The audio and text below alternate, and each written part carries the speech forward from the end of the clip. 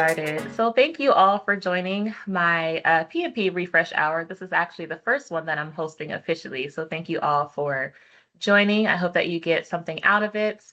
And we know that this month we're focusing on processes. So for all of you on your PMP journey, I'll let you know a little bit by why I started this webinar and what I hope that you all get out of it. Hello from South Africa. Love it. We have all sorts of countries in the room with us. So for those of you who haven't met me officially yet, my name is Shawnee Nicole. I come from the corporate world. I have over 10 years leading L&D teams, learning and development, compliance, customer experience, quality assurance, operations, you name it. I probably led a team in the department. But I've also had to manage a lot of enterprise projects. And so that's what sparked my interest in project management just recently. I'm founder of CalThink. So CalThink is my PMP Prep company. I also provide project management training in development services for project teams in corporate settings and also one-on-one. I'm a PMP course instructor here in Houston at Rice University. We have a couple of different PMP courses going on in the spring. So if you decide to join one of those, or if your company is paying for your PMP prep journey, I highly recommend that you enroll in one of those courses. I lead the course with my buddy Eddie Merla. He's my business partner, and we're also coming up with a couple of other AI and project management courses that may be offered in the fall. So if you're interested, again, I would highly suggest that you maybe, put a little ping in your employer's ear to maybe have them pay for that, that service. And a lot of companies do invest in certifications and education. So you may want to dig around if you haven't found out that your company will pay for a PMP certification. I'm also an agile transformation coach and trainer, specifically in Nigeria. I'm working with a client there, and I do a couple of other smaller agile trainings for different corporate clients. Personally, I was born and raised in Southern California. I am from LA, so I am definitely a West Coast girl, just like Jess here. And I'm a lover of all things training. I've been in training and development for over 10 years. And even before that, training was a constant in my career. I just didn't know back then that you could make a career out of it. And 10 years later, here I am. If you would like to connect or chat after the webinar, please feel free to visit calthink.com. You can find a full suite of my services that I offer for PMP prep journeys. My email is there. Also connect with me on LinkedIn. I believe I'm connected with most of you here on the call, but if you're not, please feel free to connect. And if you ever have any questions about your PMP prep journey or need clarification about anything related to the PMP, just shoot me a message or an email and we can chat. And I'll also bring this back up so that you have my information at the end of the webinar. So what is PMP Refresh Hour? So again, this is my first free monthly webinar training that I host for people like you all. I kind of created this webinar because I know just how much there is to study for the PMP. I always say the PMP exam is not hard. The material is not difficult. There's just a lot to take in. And so I wanted to provide kind of a focused, high-level overview of each topic that we cover every month. And every month I cover a different topic. In January, it was a very small group, but we covered Agile. So I may run that back again in March or April. And of course, this month it's all about processes. So we'll go over the process grid and we'll talk a little bit about major outputs and how you should use the process grid to your advantage while you're studying for the PMP. Also, I'm kind of debating what to cover in March. So if you have any ideas or if you have a knowledge gap that you're just, dying for someone to help you with, or you want to kind of get some more explanation on, I'd be happy to cover that for March. I'm happy to take any suggestions. So please email me or send me a message on LinkedIn. Into the process grid. And so if you're wondering why we're covering the processes in the month of February, it's because it's 50% of the exam. It's half of the exam, it's majority of the exam. I do just want to point out how important processes are on the test. The people portion covers about 42%. So that's emotional intelligence, that's how to lead your team, how to develop your team, how to deal with, difficult stakeholders. That's what the people part is. Business environment is just 8%. So you may just see a few questions about business documents, how to manage benefits after the project has been completed, how to protect the project or the business from compliance changes and regulations, things of that nature. but process is 50% of the exam. So if you have not spent a considerable amount of time studying the grid or going through these processes, you may want to prioritize that in your studies over the next month or so, because it is the bulk of the exam. And I'll explain kind of how PMI questions you about the grid without doing it so directly. I just want to point out too, these numbers come from the exam content outline. So if you haven't taken a look at that, it may be helpful just to see what types of topics and tasks that you'll want to be familiar with before you sit for the exam. I will say it can get a little bit overwhelming, so don't spend too much time in it, but it does give you a pretty comprehensive list of what you need to study for the exam. So I'm going to switch gears here and open up the process grid. And I think I have a question. Yes, the call is being recorded. I'm not sure when it's going to be available for viewing, but I'm hoping within the next 24 hours. I just have to make some edits, and I want to cut out any personal questions or anything that we may have come up. Now, I want to see how I can share a file with you. I thought I'd be able to just drop it in. But if you all want to take a screenshot of what I'm sharing, this is what I'm going to go over in detail. I just want to make sure that you're able to see it on your end as well. Whoops. Okay, so the PMI process grid comes from the PMBOK version 7. And the PMBOK version 7 is the project management body of knowledge. So it's basically kind of the go-to for PMI's project management principles and processes. That's where this grid comes from. There's 49 processes in total, and I recommend that you get very, very familiar with the process grid. And when I say get familiar with it, I don't mean memorize the grid. There used to be this thing, years ago before PMI changed the exam in 2021, where there was a rush to kind of get into the exam center, recreate the grid on paper or on a whiteboard, write down all the formulas, and kind of do this big brain dump on paper before people even started the test. That's no longer the case, simply because PMI has changed the exam from simply testing what you've memorized to understanding how you think. And they want you to think like a PMI certified project manager, not just any project manager. And so for the process grid, instead of memorizing the processes, I want you all to understand the flow of logic between the processes. And I'm going to zoom in here just a little bit. And if I can't share a copy in the meeting, I'll make sure that you all get an emailed copy of this so you have it for your studies. But you should be able to Google process grid for PMBOK version 7 and get some kind of version of this if you don't have one already. So understanding the flow of logic between the processes, between the process groups, and between the knowledge areas are going to be what really solidifies your knowledge in the process grid. So let's break this down kind of one by one. Let me stop sharing just so I don't have to keep going back and forth here. All righty, can everyone see that?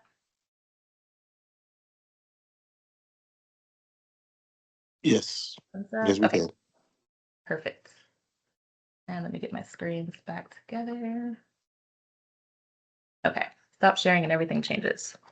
Alrighty, so when you're breaking down the grid, I want to start with the process groups. What I want you all to know about the process groups is that they are not phases.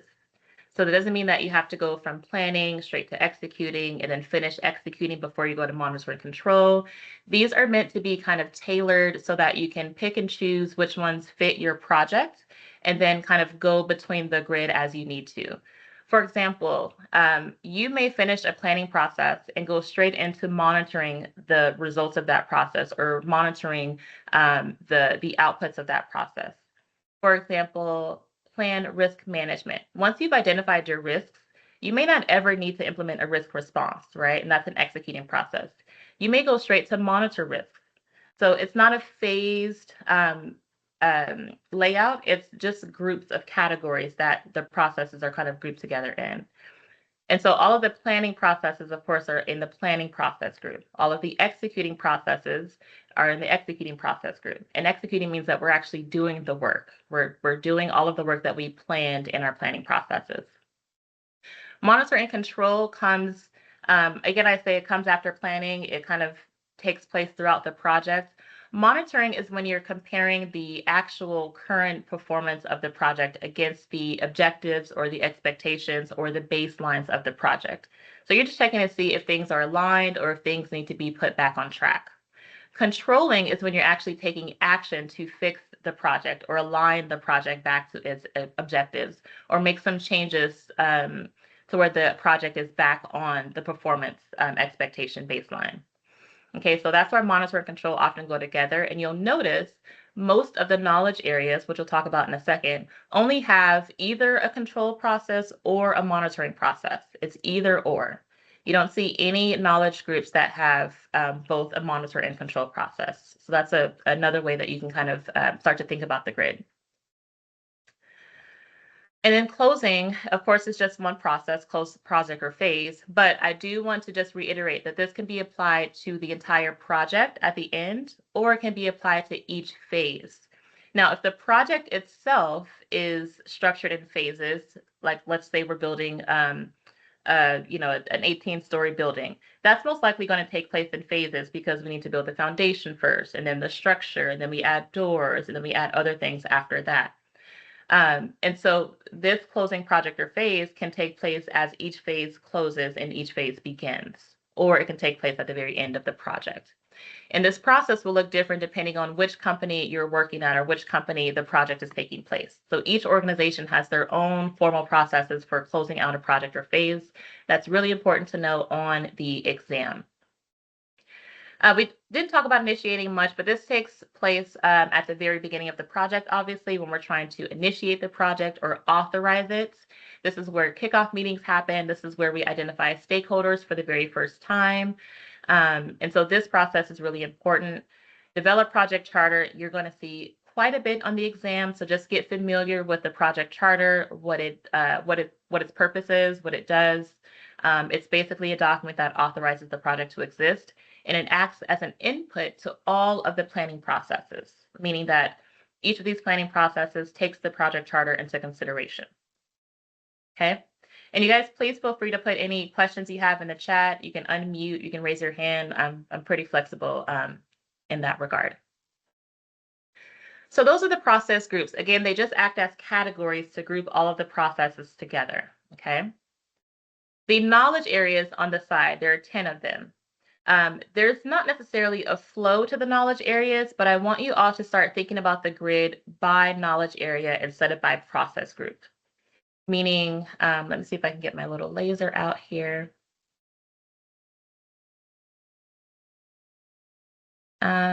So meaning I don't want you to start memorizing, both initiating processes, all 24 planning processes, all 10 executing processes. I would highly, highly recommend that you memorize integration, scope, schedule, cost, and not memorize, but just get familiar with the processes in each knowledge area. That will help your brain to better compartmentalize them as you're trying to study the grid and get familiar with it. Trying to memorize 24 planning processes is just kind of a big brain dump for our minds, and it's not really an effective way to study. And so we'll start with the integration processes. Again, there's 10 knowledge areas. You'll want to be familiar with what happens in each, but there is a better way to understand them, and we'll kind of start breaking this down one by one.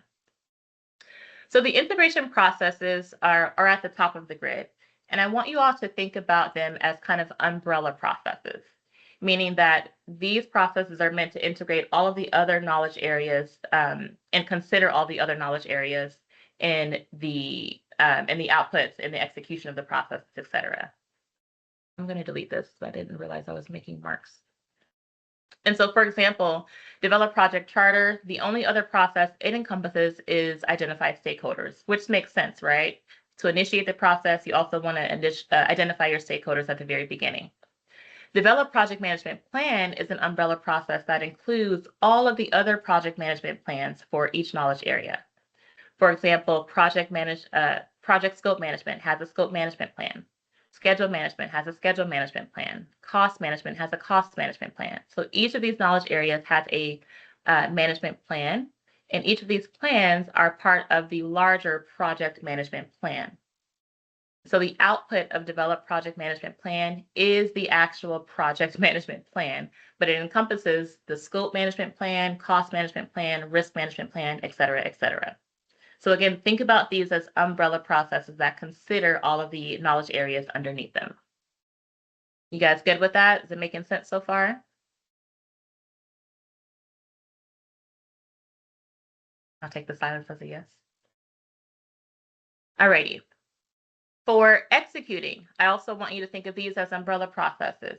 So direct and manage project work, for example, that's the main executing process for the entire project, but it's considering all of the other execution processes underneath it.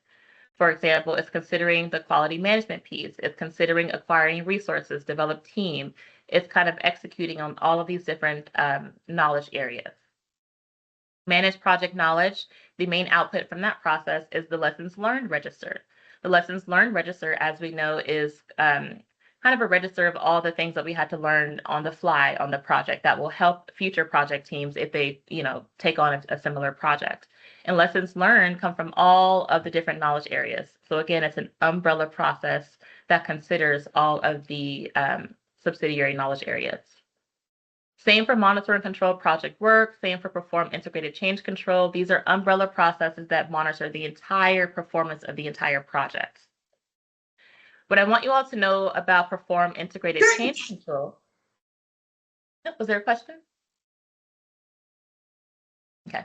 What I want you all to know about perform integrated change control is this is the process that processes approved change requests. Approved change requests, okay? And then it goes back into direct and managed project work, and then it goes back into monitor and control. So there's a little bit of a flow that you'll want to understand when it comes to change requests, when it comes to work performance data, work performance information, and work performance reports. That all is based off of the flow of the process grid. So once you get this down, you'll be able to understand some of the other concepts that you'll need to know for the PMP exam. Any questions about the integration process before we move on to scope, schedule, and cost? Yeah, the thing. It's in Tabisi. It's Tabisi. Thank you. Yeah. The change request, does that fall under change management? What do you mean?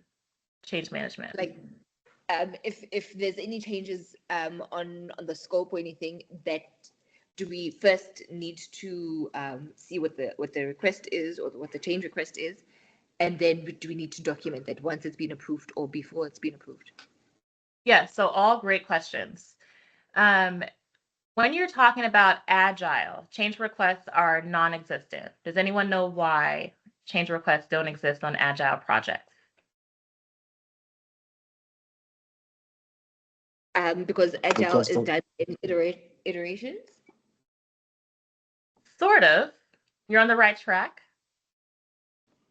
Anyone else? Okay. Chinadu, did you want to say something? Yeah, I was going to say because agile is the expectation is constant change. So change requests will be almost like a blocker, having to constantly go before a cab. It's almost an expectation. Exactly. On the agile front.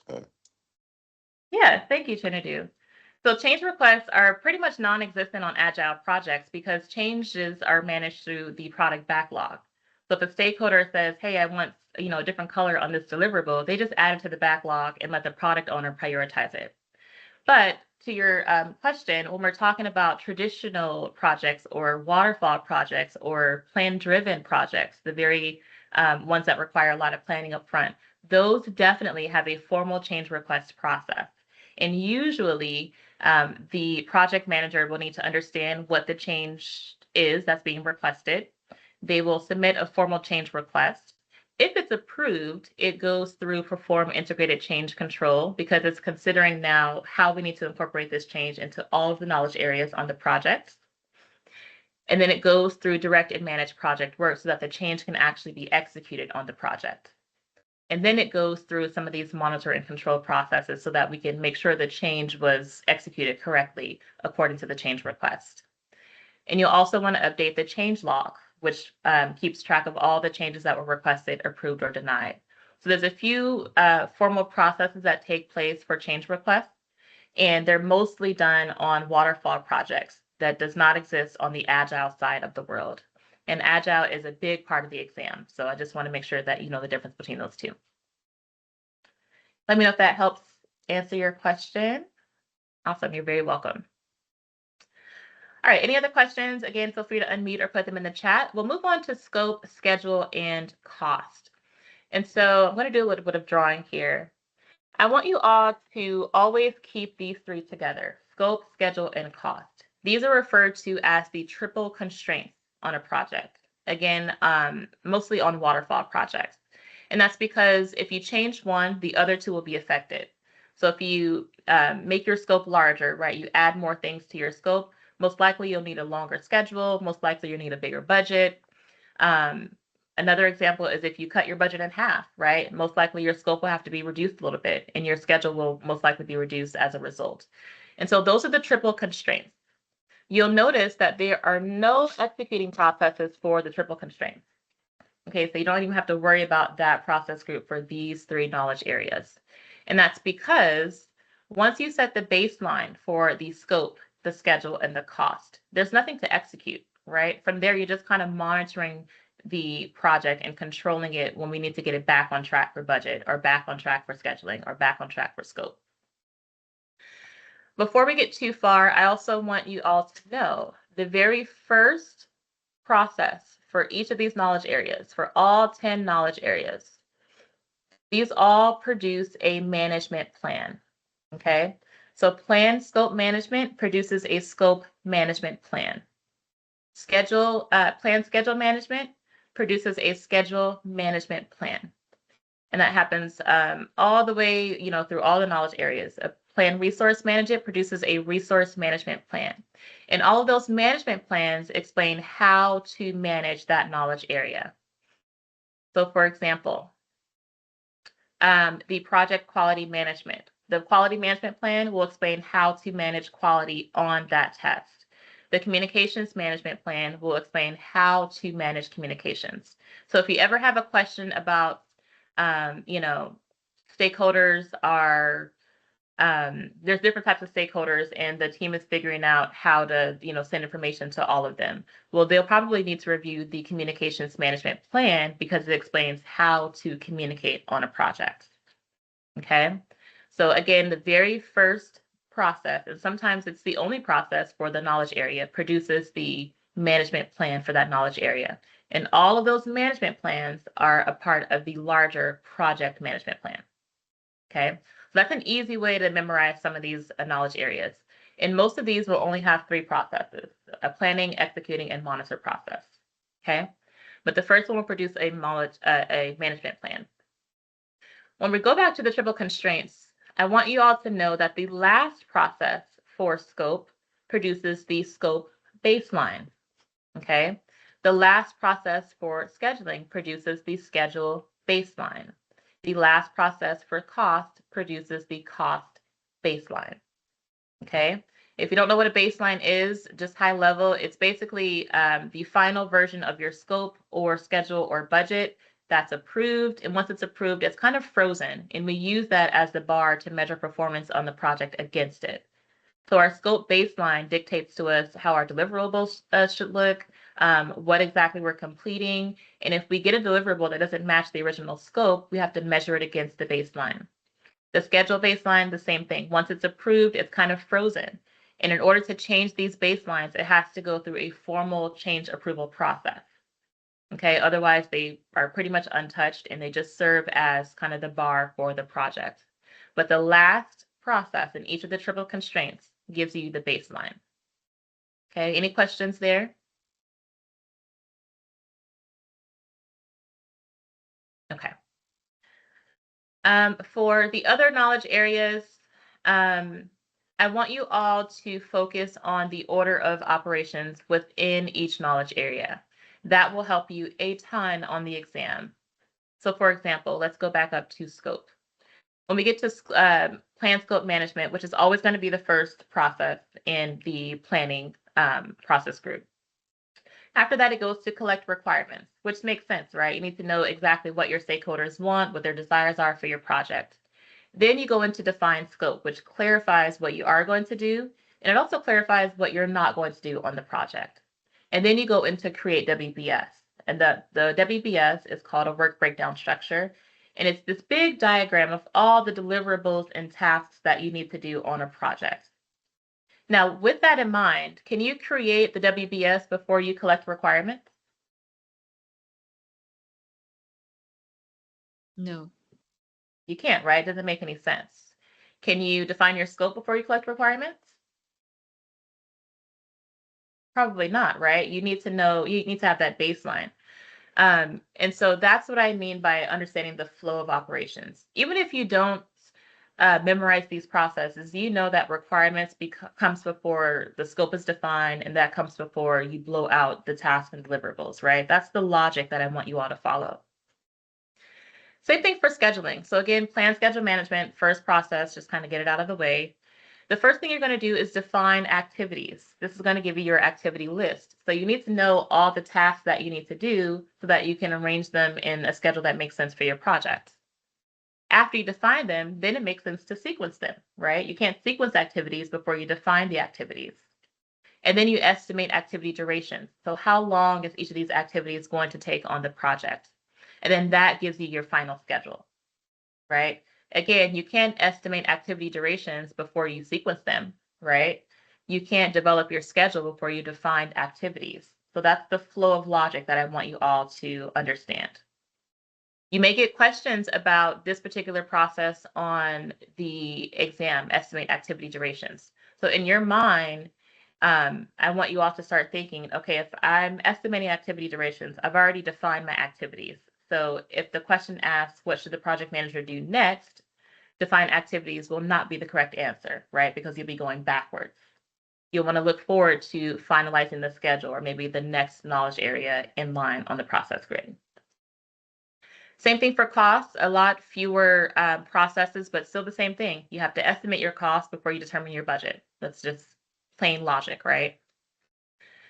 The other one I want you all to kind of get an idea of is risk. Risk is the other knowledge area that has a lot of planning processes. Again, very easy to follow the order of logic here. You have your plan risk management plan, which tells us how we're going to manage risks. Then you first have to identify your risks, right? You have to know what you're dealing with. And that gives you your risk register. Once you have that, you can perform a qualitative risk analysis. A lot of people get confused between qualitative and quantitative. Qualitative means that you're kind of analyzing the quality of the risk, meaning what's the impact of each of these risks? What's the probability it'll happen, right? How much is it going to cost us if this risk happens? And so you're kind of ranking the risks between highest, most likely, highest probability to lowest impact, lowest probability. And from that list, you take the top 3 or 4, and then you perform your quantitative risk analysis, which you're putting dollar amounts next to each of those risks. Like this is how much this high impact, high probability risk is going to cost us if it comes to fruition. And then after that, you plan your risk responses.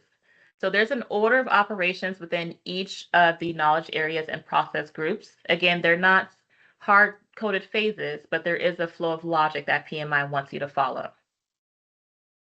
Now, the reason I say that process groups are not phases, and I think I said this earlier, is because after you identify your risk and perform your analysis, you may never have to implement a risk response. You may just go straight into monitoring those risks, okay? And then the others are pretty straightforward. They have either one plan process, one executing, and one monitor or control process. And so I want you all to start thinking about the grid going across each knowledge area. It'll make much more sense to you than trying to memorize, again, by process group. Any questions before we move on to major outputs? Is any of this information helping?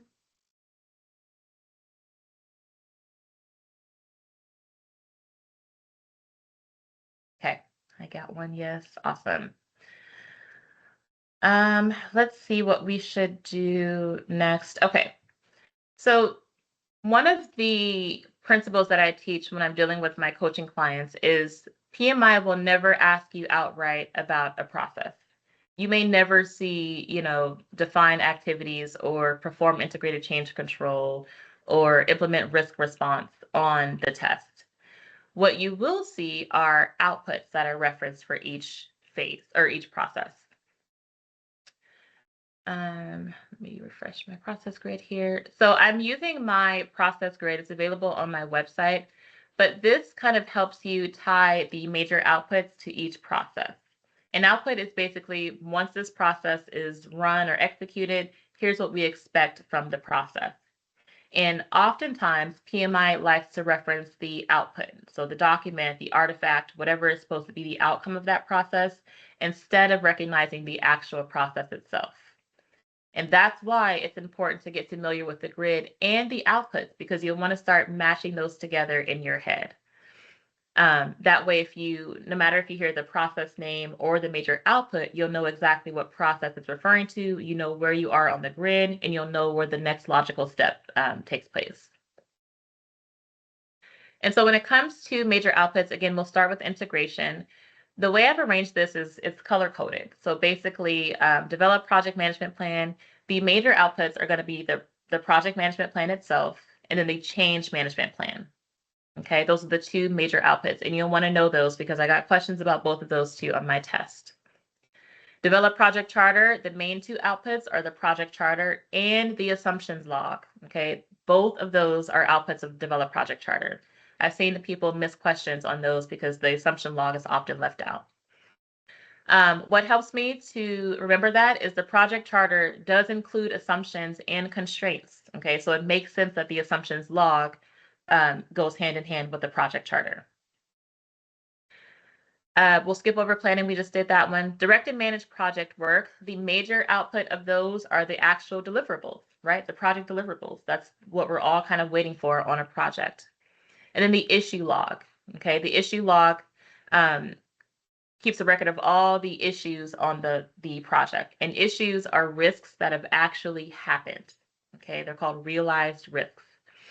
And again, these outputs, right, consider all of the other knowledge areas. So the issue log records issues from resource management, from risk management, from procurement management, from stakeholder engagement. It records all the issues from all the knowledge areas.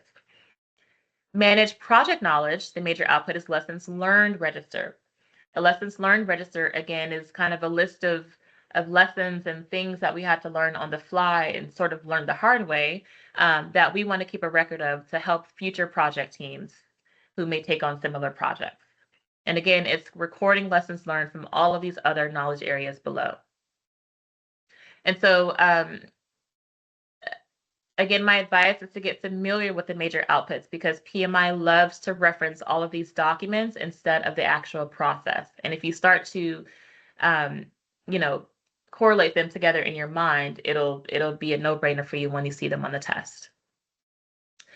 One other one I want to point out is perform integrated change control. The major output there is approved change requests. And so again, know that approved change requests are the output, and then know kind of how those change requests flow through the process grid afterwards.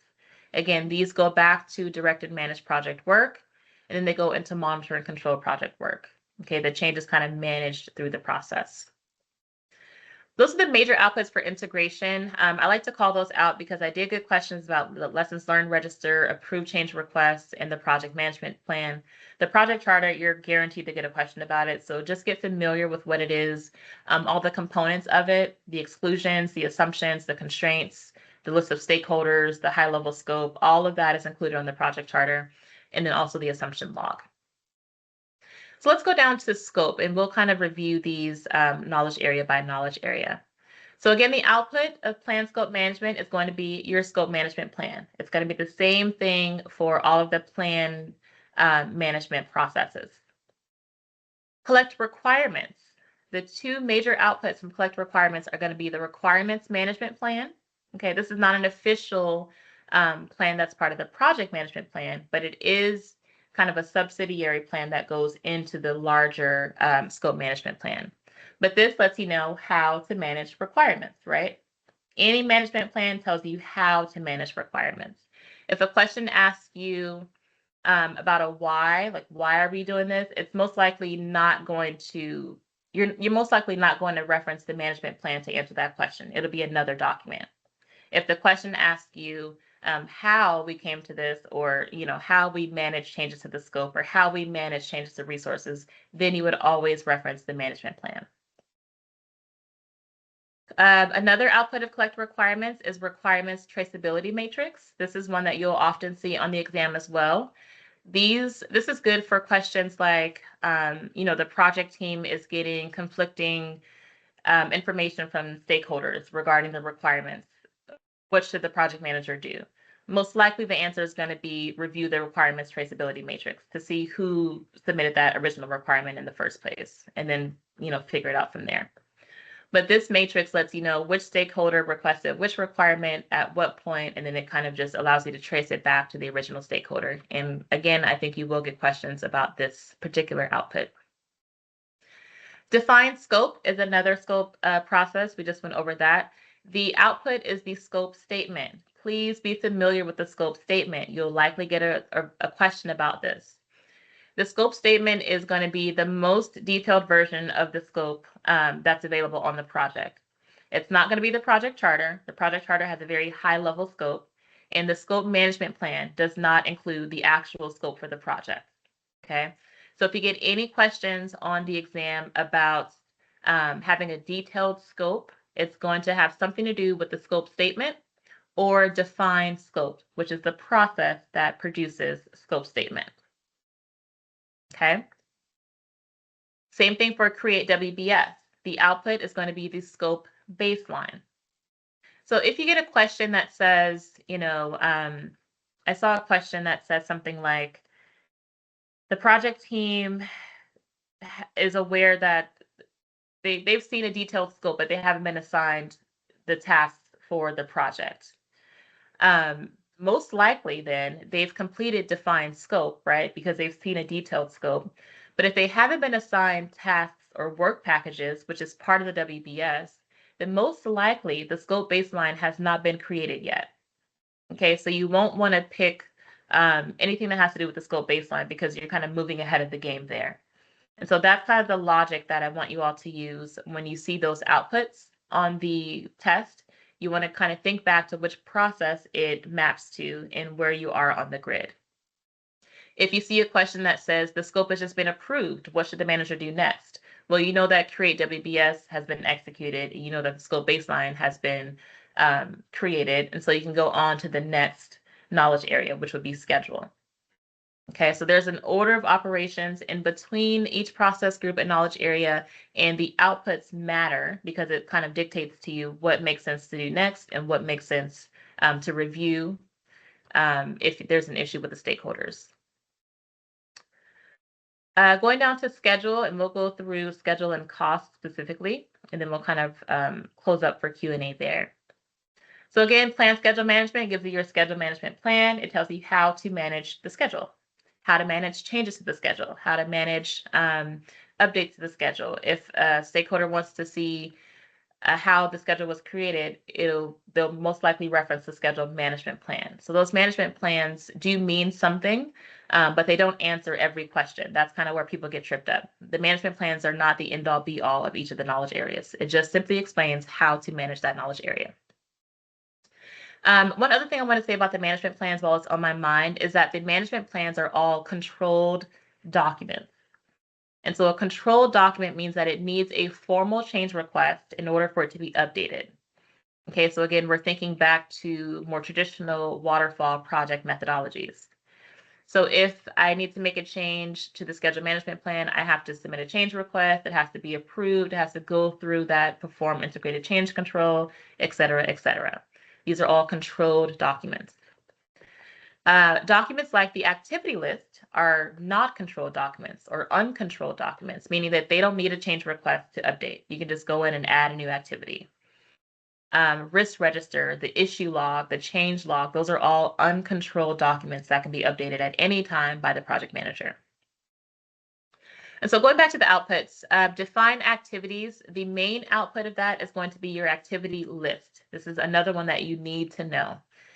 I'm not sure why PMI loves activity lists, but I saw a couple of questions about this. So make sure that you know that if you have an activity list, you have just defined your activities, and the next logical step is most likely to sequence those activities. Speaking of sequence activities, the output is going to be the project schedule network diagram. It sounds like a really complicated term, but it's basically just a visual of the schedule on the project. I haven't seen a copy of one, but I've seen kind of a write-up of one or mock-up of one. It looks like like a line of dates with just things sticking out, kind of pointing to different tasks. They can be formed in different ways, but just know that the schedule network diagrams is created once you sequence all of your activities, because it kind of shows you how the project schedule is supposed to flow. Estimate activity durations. The output of this is going to be basis of estimates. Anytime you're dealing with an estimate, whether it's the schedule estimate or the cost estimate, you'll have a basis of estimates, and you will get a question about this. Basis of estimates describes how you came up with the numbers on this quote, how much kind of leeway there is on the accuracy. So meaning, is it a rough order of magnitude quote? Is there a 75% chance that, it's less than this number, or 75% chance there's more than this number? Is it a really accurate quote? There's only about a 5% margin of error. But anytime you hear or see a question about, the stakeholder wants to know how we came up with this estimate, how we came up with this number, this cost, it's going to be your basis of estimates. I also have seen questions about stakeholders wanting to know how accurate the estimate is. You'll also review the basis of estimates for those types of questions. Develop schedule. Again, that gives you your schedule baseline. That's really important to know. Once your schedule baseline is approved, it cannot be changed unless it's through a formal change request process.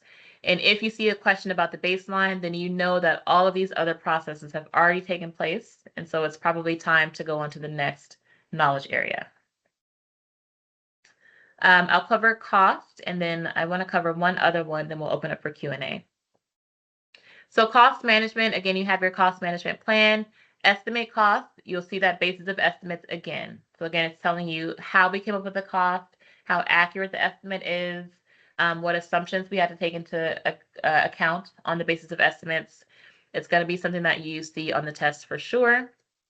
And then determine budget will give you your cost baseline, but it'll also give you the funding requirements.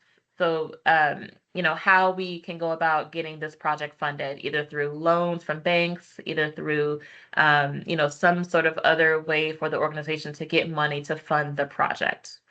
I didn't get a question necessarily about this, but I've seen it on other practice questions, so I like to call it out in these trainings. So please get familiar with the outputs for integration management, scope management, schedule management, and cost management. Those are kind of the foundationary, fundamental kind of outputs and processes for the process grid. Quality management, you'll see some questions about quality, so get familiar with the different types of documents, artifacts that can be produced from the quality management process. Resource has its own set of outputs. The resource breakdown structure, which is an output from estimate activity resources, you'll see a question about that. So just know where that comes from and which process it's an output of. Another area I want to call out is risks. So identify risks is, I think, a PMI favorite. I saw a couple of questions about risk management, identify risks, and specifically the risk register and a risk report. And so identify risks will give you a risk register and a risk report. And if you see either of those two documents referenced on the exam, know that you have just completed the identify risks process. And PMI loves this process. I'm not sure why. And then these other perform qualitative risk analysis, perform quantitative risk analysis, they don't have major outputs. Okay. And again, these are only a list of the major outputs, meaning the outputs that are very unique to these processes. Change requests can be an output of almost any process. Updates to the project management plan can be an output of almost any process.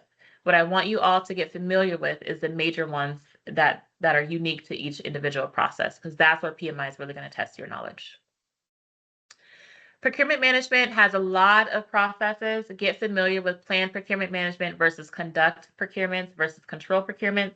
I just actually put a poll question and a little bit of an explanation on my LinkedIn about these processes. People tend to get these confused, but mostly a lot of the bidding and proposals take place as a proposal collection takes place in conduct procurements. That's also where the seller is selected. That's where contracts are signed. That's where a lot of the purchasing is done. And then control procurements is when you actually close out the procurement process. So that's why you see kind of a big list of outputs there, and it gets a little bit smaller as you end the procurement process. Stakeholder engagements, very easy to follow, but I just want to make sure that stakeholder engagement, you guys aren't getting that confused with communications management. These are another PMI favorites to kind of trip you up on. Communications is just one way to engage stakeholders. The stakeholder engagement plan can include all different types of ways to engage stakeholders, like reports, meetings, reviews, feedback sessions, focus groups. Those are all different ways to engage stakeholders, and those ways may be listed in the stakeholder engagement plan. The communications management plan is strictly how to communicate on a project, how to email, how to communicate with different types of stakeholders, when to communicate, what to communicate, etc. Okay, so we covered a lot. I hope that you all were able to learn something. I just want to open it up quickly for Q&A. And as I'm scrolling through, you'll see this is the process guide that I have on my website. If you guys want a copy, it's just $4.99 on my website, but it does kind of give you a comprehensive overview of how to approach the process grid. It explains a lot of what I just went over for each process group, for each knowledge area, and it also gives you some fun ways to memorize the knowledge areas and the outputs. And if you would be so kind, if you did learn anything, if you thought this webinar was helpful, please leave a Google review for CalThink, my business. And I also have links for you all to download study guides and inquire about coaching if you are interested in doing one-on-one coaching.